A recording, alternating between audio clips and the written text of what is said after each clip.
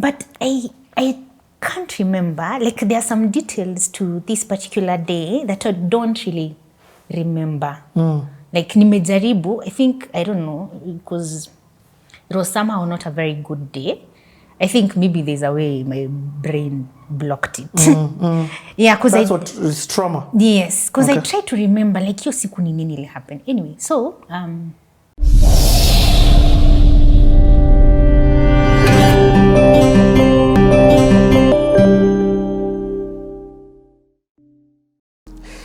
the story continues. At the intro, I won't even do.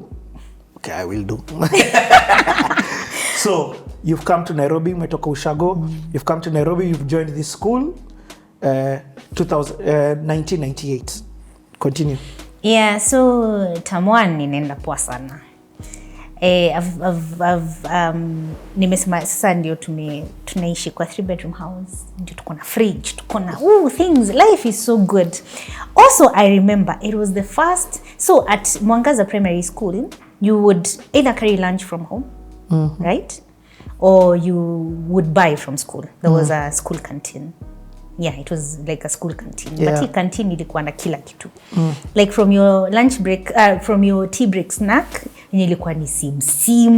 It was the first time by then nilienda nikakula sim. Nikashindwa, what is this? Yeah, even me, I love that thing till today. Yeah, like ilikuwa na sim, ilikuwa na tungumu, ilikuwa na tumandazi tule tudogo. And then during lunch, kulikuwa na chipori chips. Umekula chipo?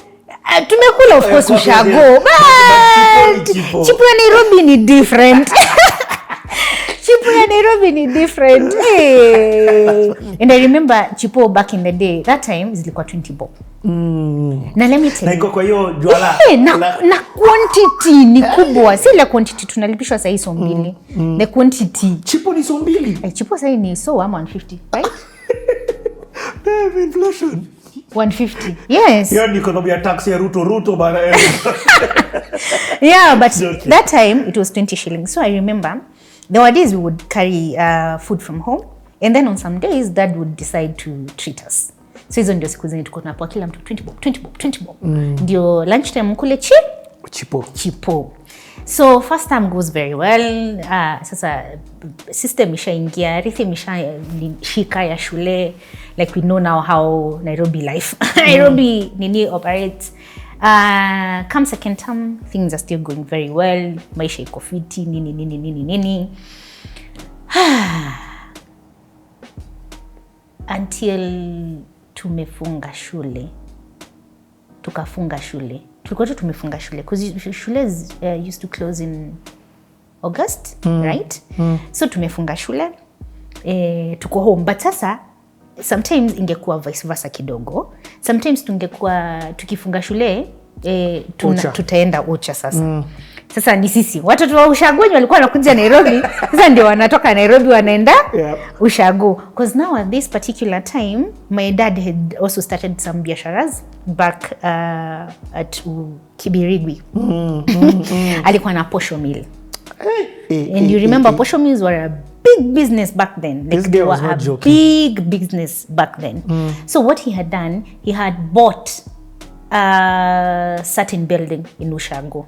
So building yenye ilikuwa ina house as in the posho mill. He had bought the building. Yes, he had bought a building in Ushago.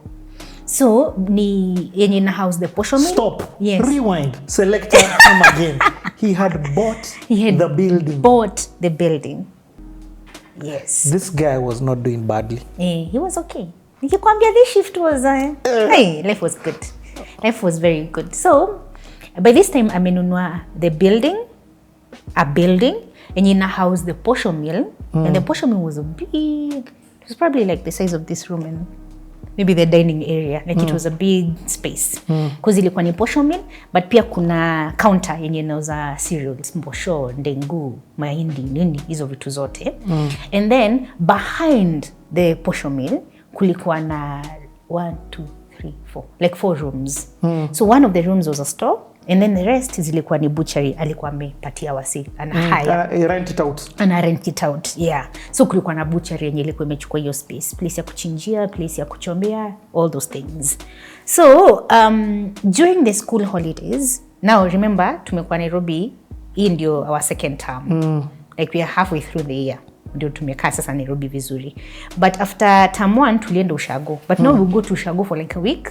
Come back. And then go back to Nairobi. But sasa wacha nikwambie. Richie, after first term tumeenda Ushago. Wale marafiki zetu na cousins wanakuja kutuongelesha Kikuyu, we're like, we don't understand what you're saying.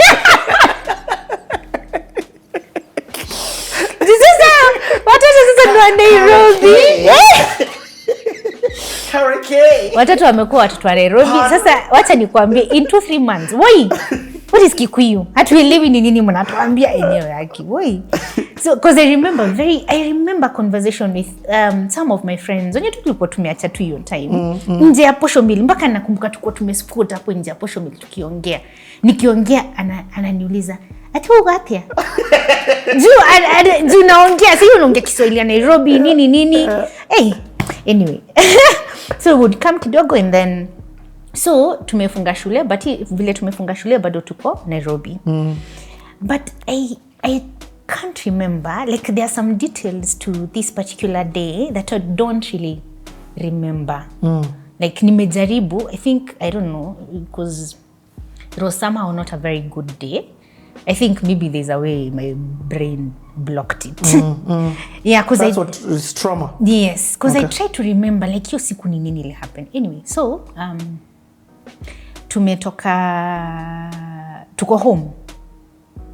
And then for some reason, like I don't really remember ni nini ilikuwa imehappen, but I just remember a very frantic mother akikuja nyumbani mbio akituambia tuvae nguo haraka tunaenda mahali. So unashindwa tunaenda wapi?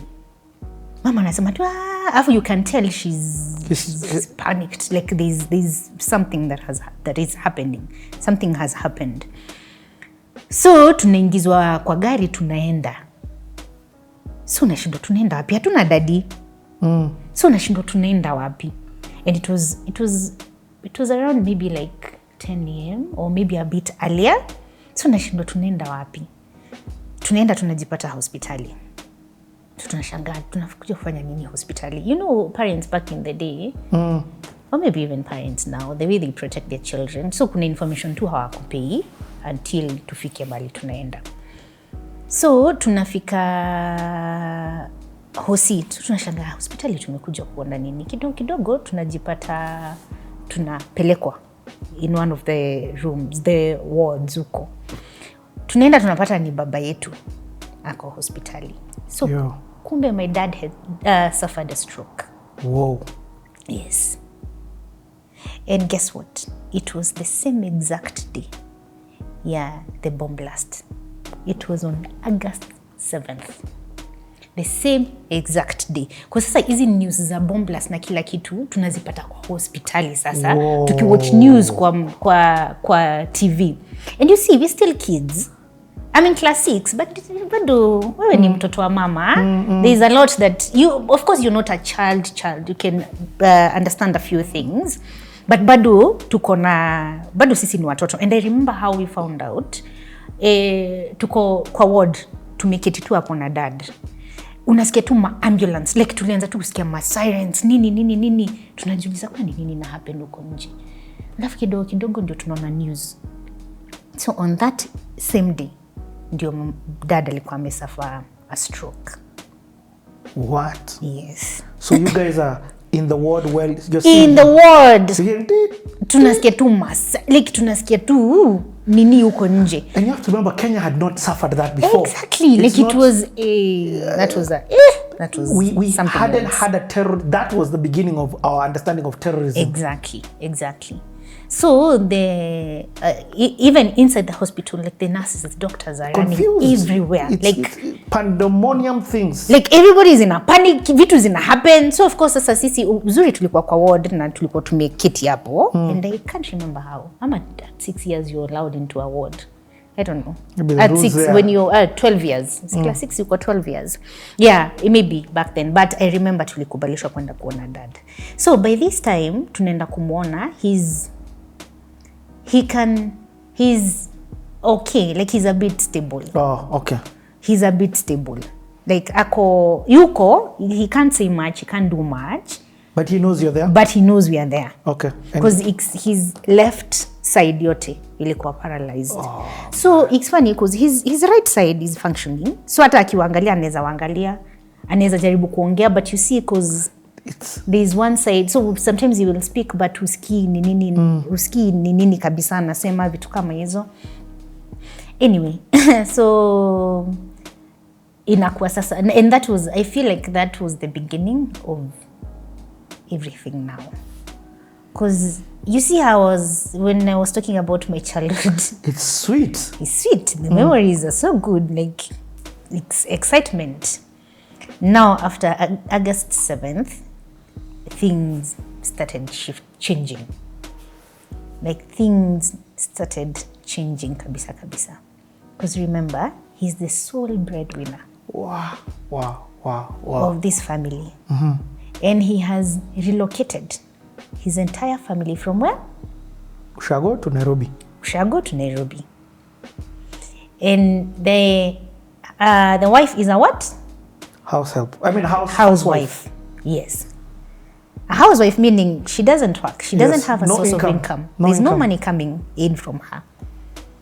And you've just upgraded your entire family to this life. Yenye? Sasa tushaanza kuzoea shule poa nini. And then all of a sudden now you're sick. And a stroke is not a joke. Ukipata stroke, recovery time. If you're lucky enough, maybe in 1 year unaweza kuwa recover. And that means you're going for your physio sessions nini. It takes a bit of time. So does he stay in the hospital for long? He stays in the hospital for long, Richie. I think he was in the hospital, if I'm not wrong, for almost 1.5 months, maybe 2 months. Yo. He was in the hospital for a long time. But now the good thing about working for the government, because KCC ilikuwa nini ya government, like your salo and like your for some time, your money still comes in for some time. But after 2 months in the hospital, it was time for him to come home.